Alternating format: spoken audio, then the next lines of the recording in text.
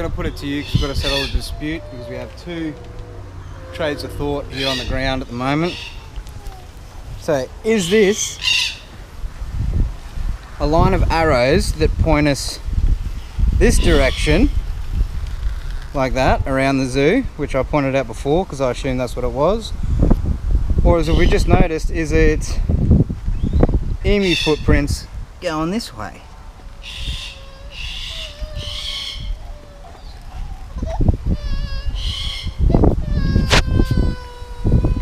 Hopefully you can figure that out, because we've been here for like an hour trying to... No, I'm just kidding. Could be either or, but I reckon that was pretty cool. I want to say good day. I wonder how many people are silly enough to put their fingers in there, eh?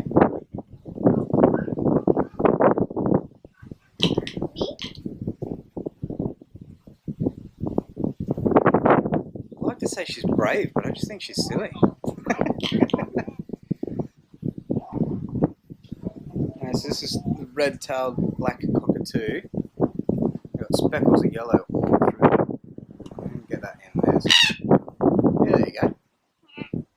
So obviously the red tail on the bottom. That's why they're called the red-tailed black cockatoo, but the golden yellow colours through them are just amazing. Right, so this is a sulphur-crested cockatoo. It's your standard cockatoo, you know, your white with that sulphur crest on top, which means yellow, pretty much. You likes it, Bubsy? It's cool, isn't it? So there's only one way to tell apart the male and the female. You've got to be fairly close to be able to do it, but the male has a darker brown eye than the female. The female has more of a red-brown eye. But that's pretty much the only difference between the two. Juveniles look the same as the adults. Hello.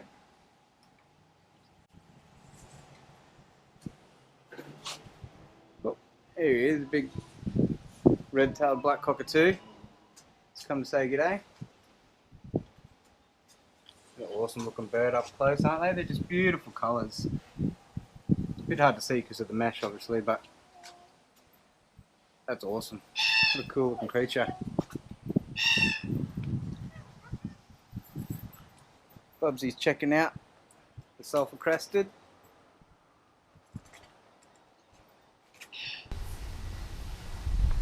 It's a super awesome little park.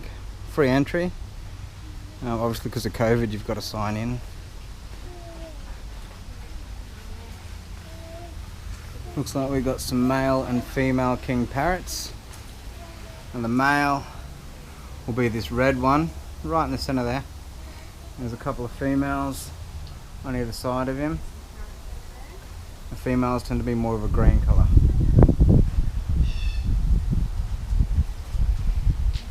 So Elytris scapularis. But king parrot's a lot easier to say. Super beautiful looking birds. And behind us here is a spotted tail quail in here somewhere apparently.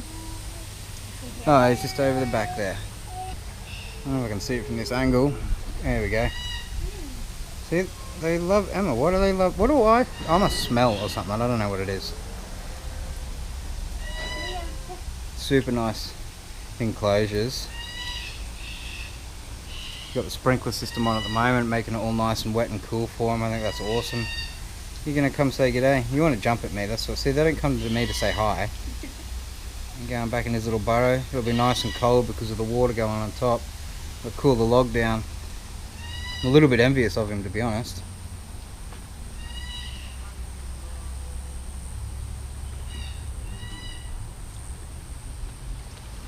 Awesome little park with directions on the ground in case you don't know where you're meant to be going.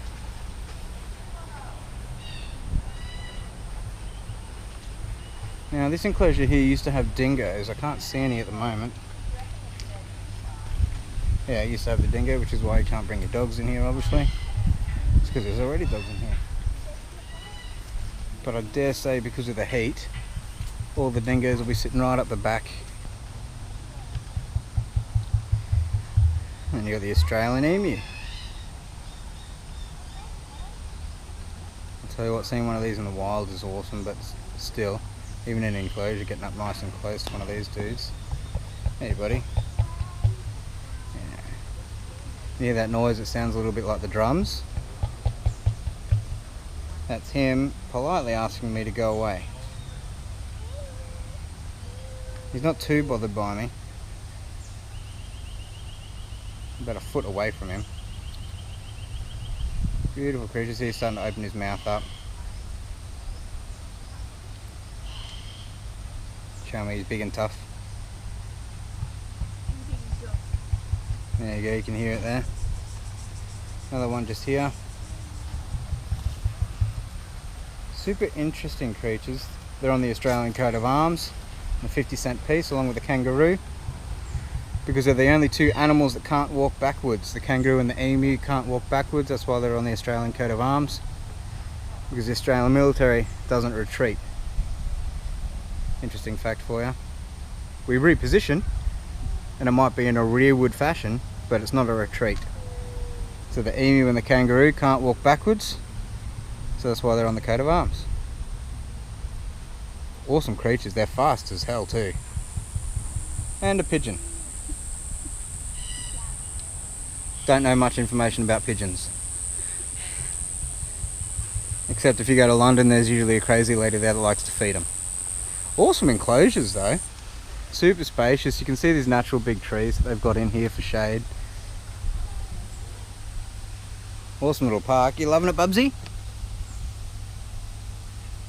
I'll take that as a yes.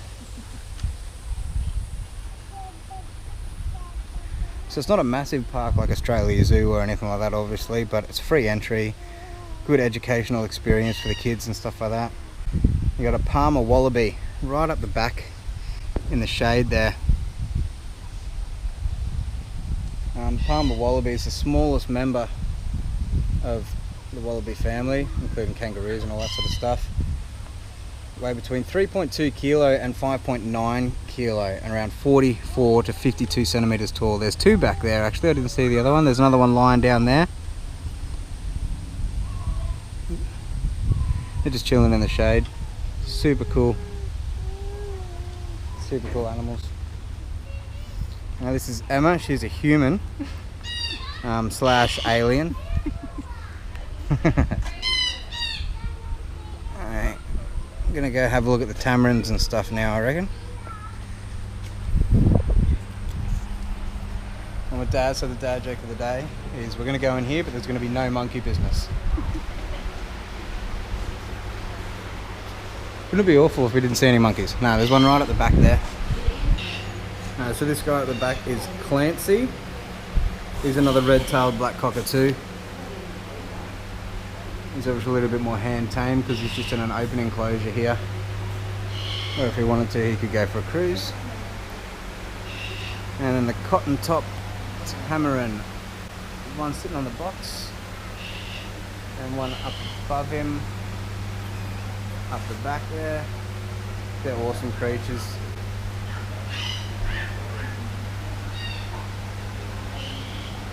Actually one of South America's most endangered primates. The cotton-top tamarin. They've got a little donation tin here that you can put some money in for them, which I highly recommend you do because they're an awesome creature. Right at the back there, they kind of look like the old man out of the Karate Kid mixed with the black dude from the A-Team. Why wouldn't you want to get behind that?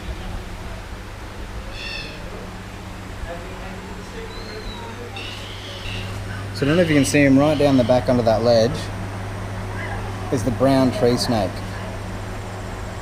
Brown tree snake often gets mistaken for the brown snake, especially when it's a juvenile. It doesn't have so much nice patterns on it. It's just got that brown colour through it. Obviously when they mature they get a nice stripy pattern through them. Like this guy up here. They're most common to Eastern Australia, which is where we are, so that makes sense. This is a scene that every person who's ever been on a farm in Australia knows. Just as you're going to get the bridle for your bloody horse, There's a nice big carpet python there. So this is a coastal carpet python, you can tell because of the lighter colours through him. Beautiful snake, harmless snake to us. There's no venom in either of those two snakes. Obviously the carpet python constricts its prey and swallows it whole. They lay between 10 and 47 eggs, that's just insane. And we got one baby. Imagine having 47.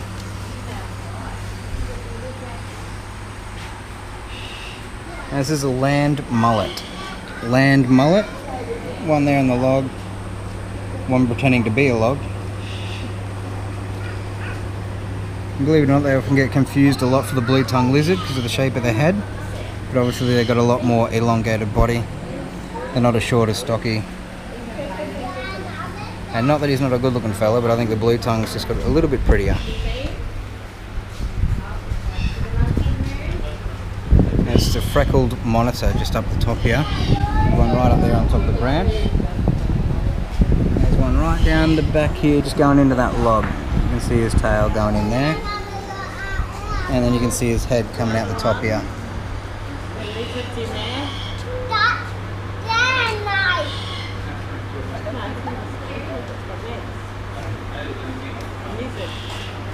I don't know if you can actually see it, that guy is shedding at the moment. You can see his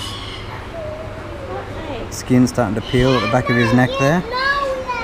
So the same as snakes, where they shed their skin when they get bigger and they grow out of it and they shed it. And you get some really beautiful colours coming back through. It's like an Aussie trucker having a bath. And then obviously the eastern bearded dragon. Seen plenty of these around the place.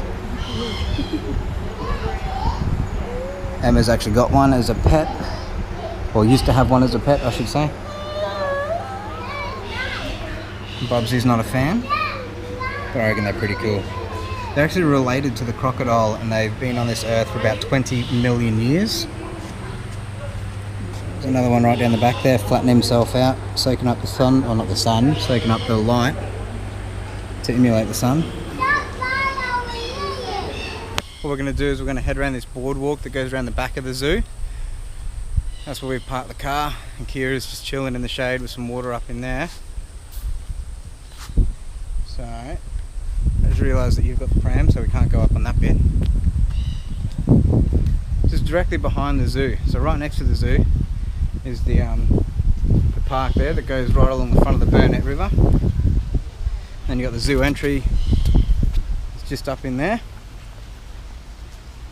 And then directly behind the zoo is this awesome little boardwalk that takes you along the Burnett River. So I reckon that sounds like a plan.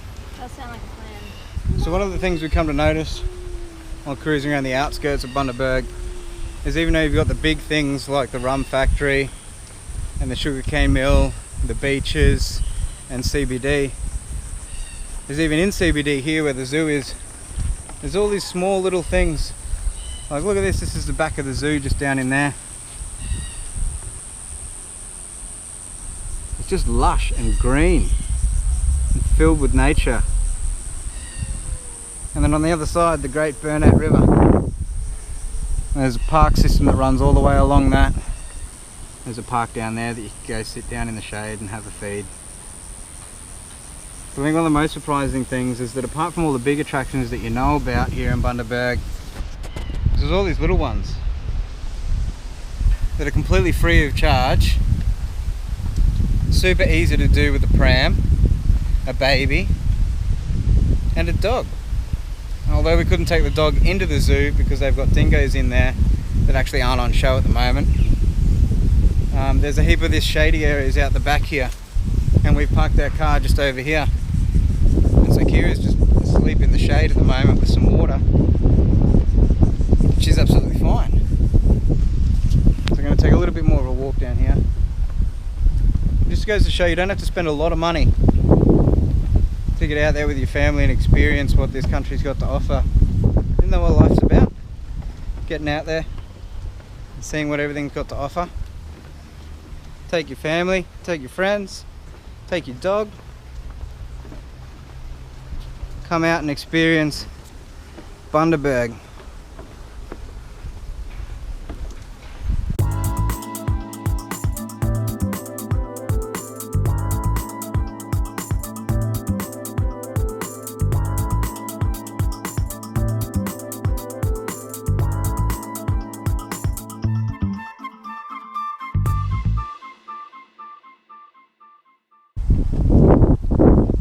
Look at this. Cast off here, set your rod down right there. Good to go. When that water level come back up, and you know there's fish in those mangroves. All the pylons underneath the jetty and this boardwalk here. The amount of bait fish that'll be collecting up under that. I can actually see them from here, the little bait fish. A couple little toadfish and stuff like that. Good little fishing spot. Kids can play up at the park. Come down here and wet a line. Beautiful place in the world.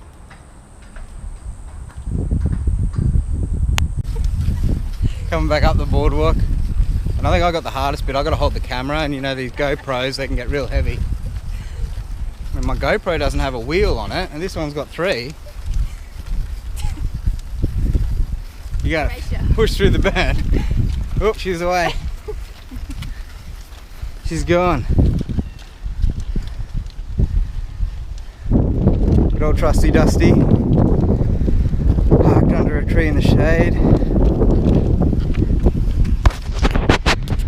Now I'm hoping when we get back to the car, there's going to be a dog there. But she's hiding behind the wheel at the moment, playing funny buggers. There she is. We obviously didn't want to spend too much time in there because we got a puppy dog out here. Hey? Yeah. Little puppy dog out here waiting. You want to go for a walk, don't you? Yeah. Okay. So we're going to head onto the east coast side of it towards Bargara. Head down to Turtle Beach. Grab something to eat for lunch. Take the dog down to the beach. Give her a run, give her a swim. Might have a sneaky dip. See what happens. So we'll see you there. So we just left the zoo. We're on our way to the east coast of Bundaberg, which is Bargara. We're going to go to the turtle park. Kira's super excited. She's been to the turtle park before, so she knows what to expect. She's ready to go.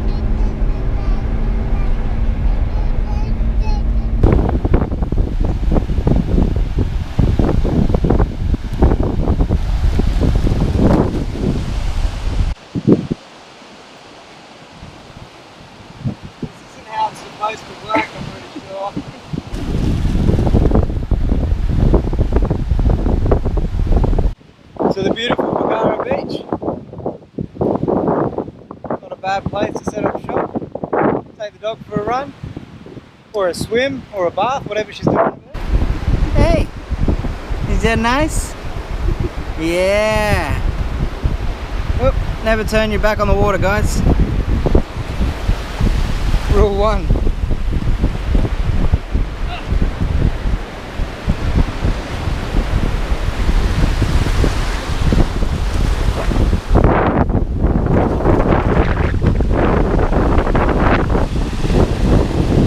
Works good for the dog, she gets to cool off,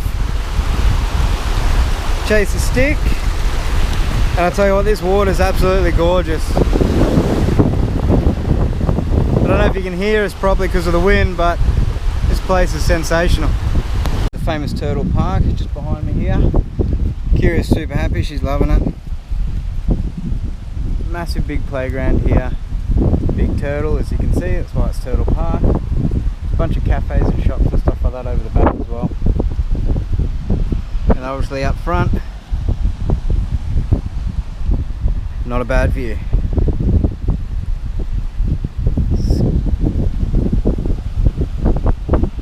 Speaking of those cafes, Emma's over there at the moment. Some sort of food, I'm not sure yet. She's over there getting a feed for us. Just going to sit here and chill in the park, in the shade. Doesn't matter where you go with this dog, she finds something that she wants.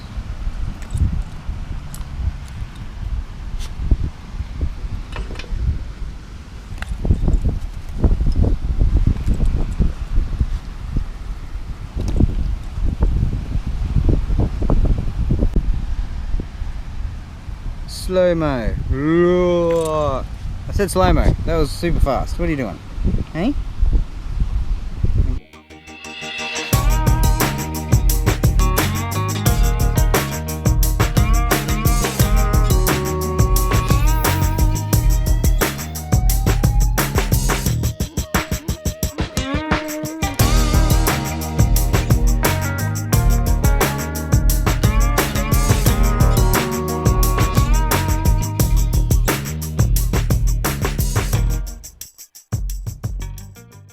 Alrighty guys, so we made the climb up the mountain. We're here at the Hummock Lookout right now.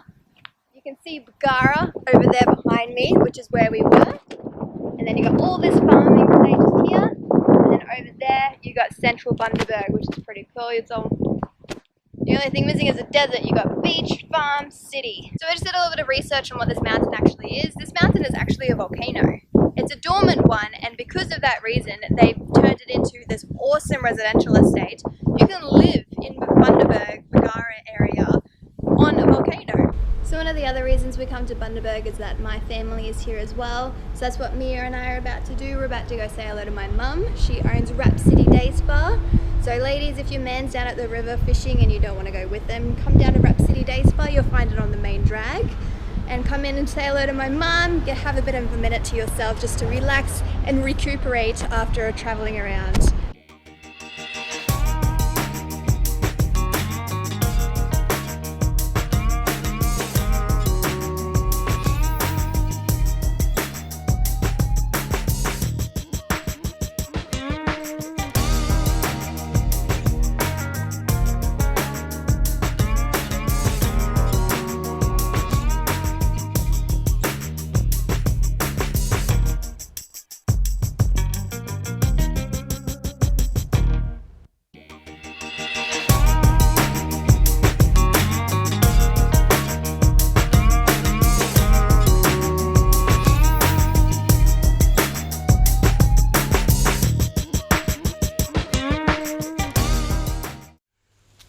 Okay guys, so our trip in Bundaberg is done.